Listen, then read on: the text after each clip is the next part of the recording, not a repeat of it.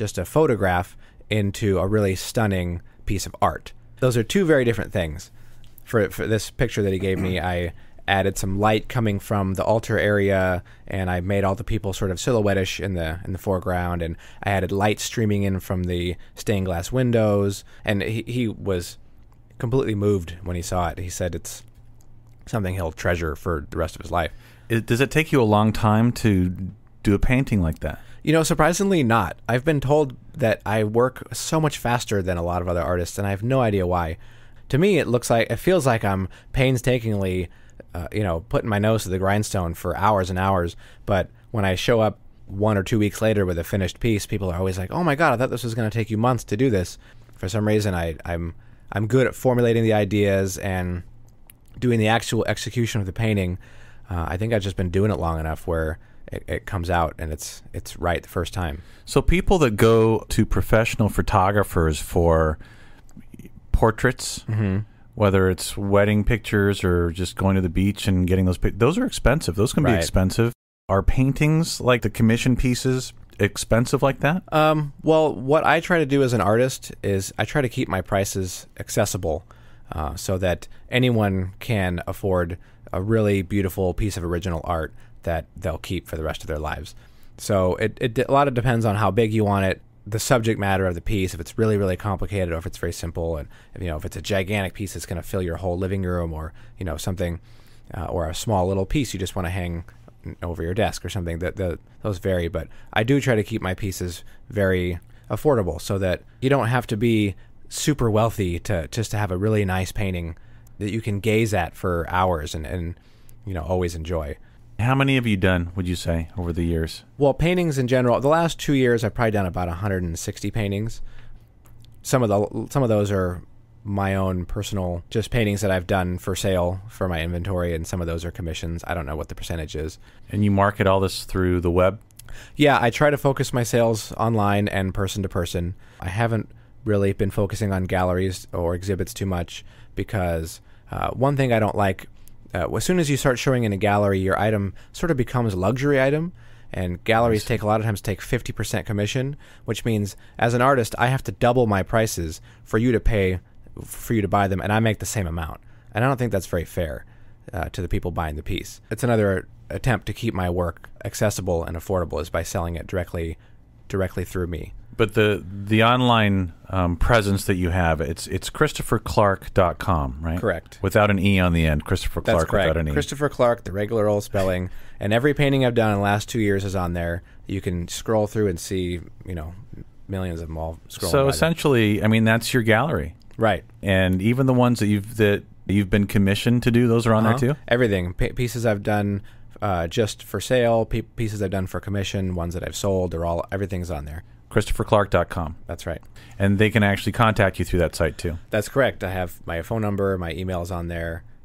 Everything's there. But you're an artist. You're just kind of built that way, right? I guess so. The creative arts are really what I'm good at. As you mentioned earlier, I'm also a dancer.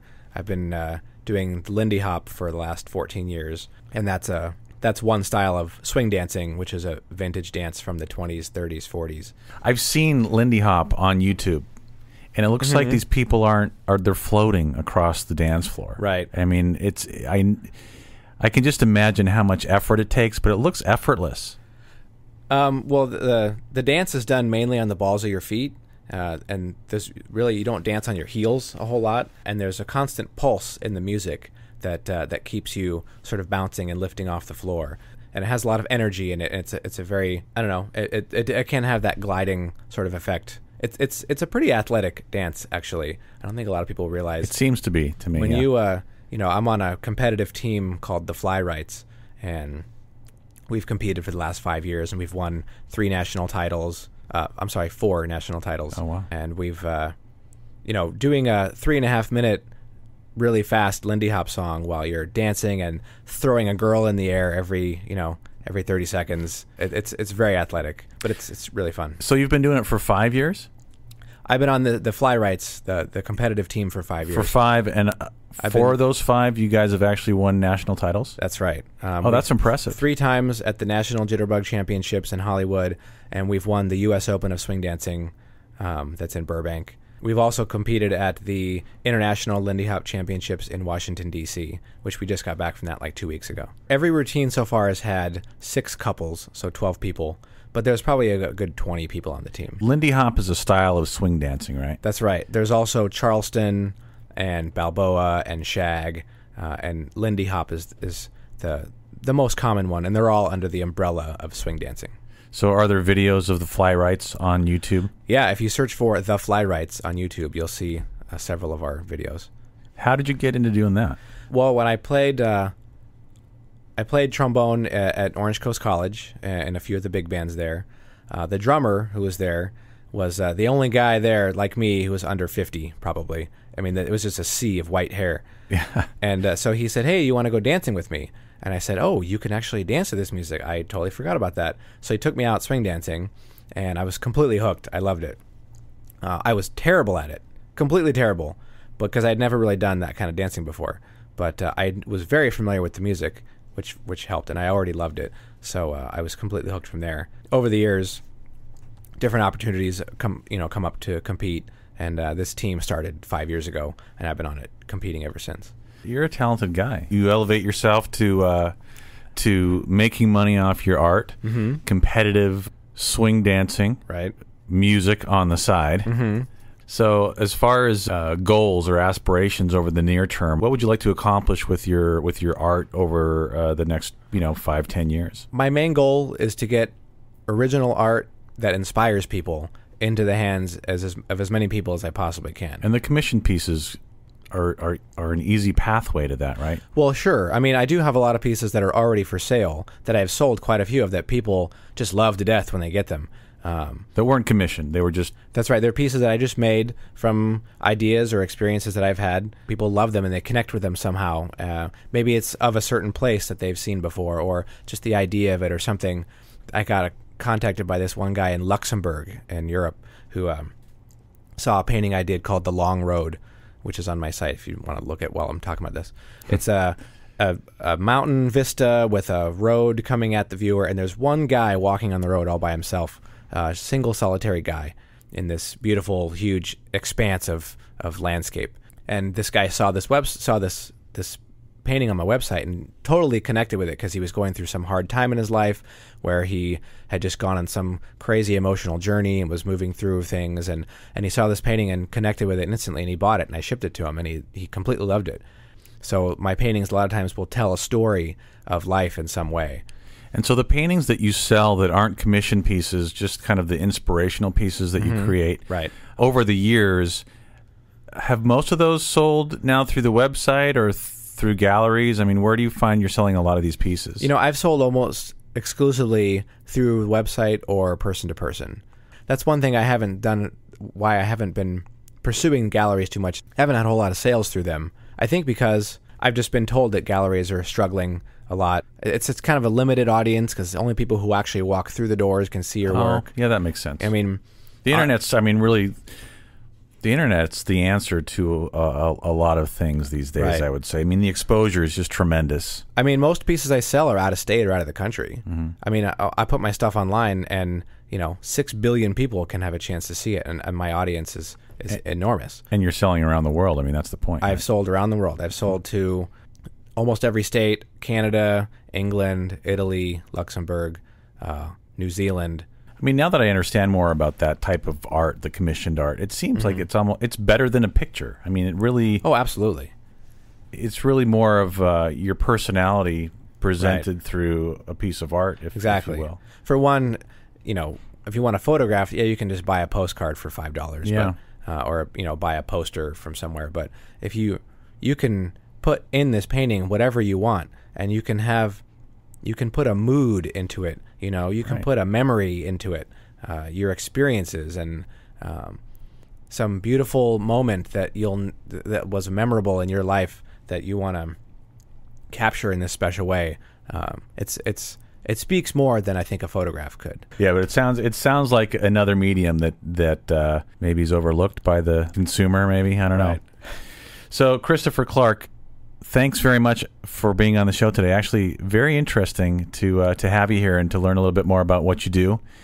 I'll put your website link on the Facebook page. Great. If someone wants to go directly to your site, if they want to see some of the art we've spoken about today, and even the pieces that will be done here shortly, right? Yeah. They can go to ChristopherClark.com. Thanks, Chris, for being here. Appreciate that. Thanks, Jim, for having me. Appreciate it. Every time we have a volatile week, like we did at the end of this last week, we wait for rates to settle into some stable trading range so that we can more accurately predict when are the best times to lock interest rates for our customers. Right now, rates are trading around the 3% yield for the mortgage-backed security. What that basically means is that interest rates, for the most part, are right around 3%. They're not exactly at 3%, so as a result, that's why you're seeing these 3.375% 30-year fixes, because there is no 3.375 security. There's a 3% security. And so rates are trading around that level right now. Next week, we look forward to interest rates being low. They continue to be low. Hopefully, they'll get even lower. We might see some new lows as we go into the next few weeks. We're locking rates around 3.375 or even 3.25 on the 30-year fixed. Our guest next week is Lance Fogel from Keller Williams Newport Estates. He is a $1 million listing agent, so it's going to be fun to talk to Lance because he's one of those guys that lists those really huge properties for sale. So we'll look forward to speaking with Lance more about what he does next week on our show. Please join us for that. We have a wonderful feature property today brought to us by Sarah Porterfield of Weichman Associates Realtors in Costa Mesa.